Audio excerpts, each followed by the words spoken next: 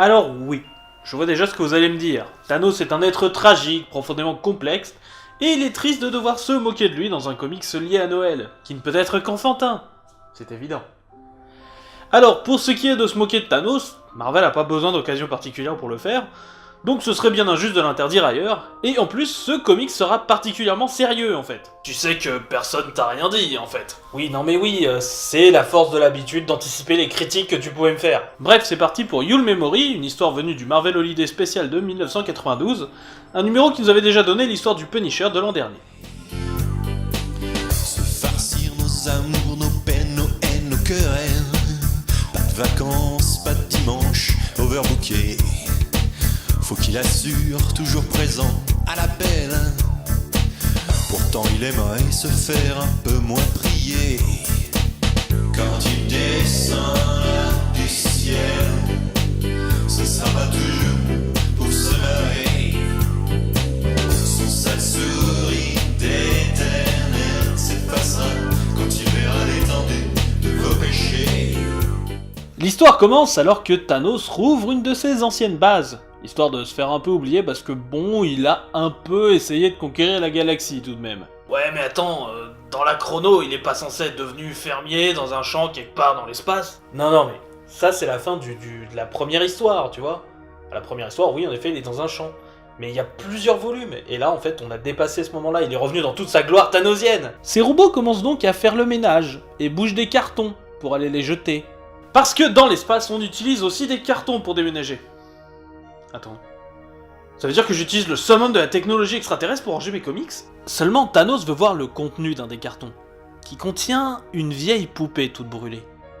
Et cette poupée, il s'en souvient, a appartenu à Gamora, alors que Thanos l'élevait pour devenir une machine à tuer vivante et douée de raison.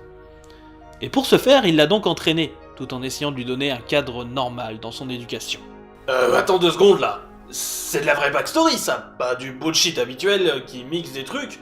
Bah en même temps, de la part de Jim Starlin et Ron Lim, des auteurs qui ont beaucoup fait sur Thanos, on peut s'y attendre. Et Thanos se souvient que, pendant son éducation, il avait repris ce rituel terrien appelé Noël. Parce que forcément, sinon on serait pas dans un numéro spécial Noël. Et donc, pour les 5 ans de Gamora, Thanos lui a offert cette poupée. Seulement, Gamora a envie de plus, et ose carrément lui demander s'il pourrait ensuite aller regarder les dauphins ensemble, dans le lagon. Après un instant de doute, Thanos ne peut que répondre « Peut-être ». Seulement, déjà à l'époque, Thanos avait des ennemis, et l'un d'eux, un alien dégueulasse nommé Xtoral Laxtan, s'est infiltré dans la base pour assassiner Thanos, parce que ce dernier a tué sa famille. Ça se comprend. Je ferais pareil.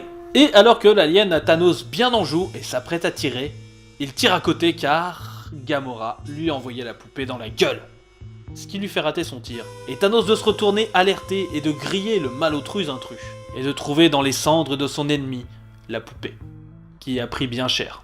Et Gamora qui se tient juste derrière la porte. Toi. Je sais.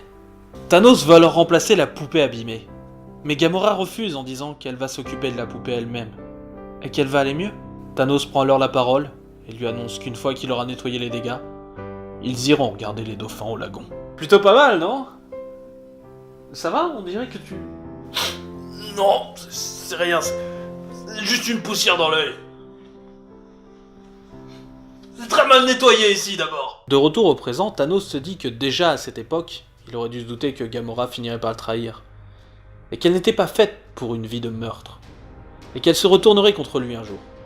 Et à ce souvenir, il jette la poupée dans le carton, et ordonne qu'on brûle ce tas d'immondices. Après tout, ce n'est plus qu'un rebut, bon seulement à ramener des souvenirs. Mais les souvenirs sont pour ceux qui se soucient des choses, pour ceux qui ressentent des choses. Et Thanos s'est élevé bien au-dessus de cela, il y a longtemps. Se soucier, c'est pour les faibles, et il n'y a rien de faible à propos de Thanos. Et rien, malgré le tableau de commande défoncé. Mais par quoi? La rage ou le souvenir? Et c'est la fin de ce comics, qui est extrêmement bon pour l'humanité et l'émotion qu'il dégage. Quelque chose auquel vous ne vous attendiez pas forcément en commençant cette vidéo. C'est sans doute dû à l'espèce de brique monolithique que l'on veut nous foutre en vilain dans les films depuis un bon nombre d'années, sans qu'on sache rien de lui. Quelles sont ses motivations, bon sang? Ses relations avec la mort, tout ça? Y a-t-il seulement une mort?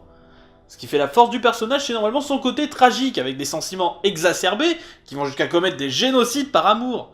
Une chose qui n'est possible que si on connaît le personnage. Autant vous dire que les films à venir ont du pain sur la planche de ce côté-là. Ah, y a pas. Très joli laïus, je dois dire. J'imagine que c'est fini, alors on se dit à demain. Oh, dors bien. Après tout, tu dois achever de convaincre, de ne pas te punir, hein. Eh bien, à demain, j'imagine. Peut-être pour la dernière fois.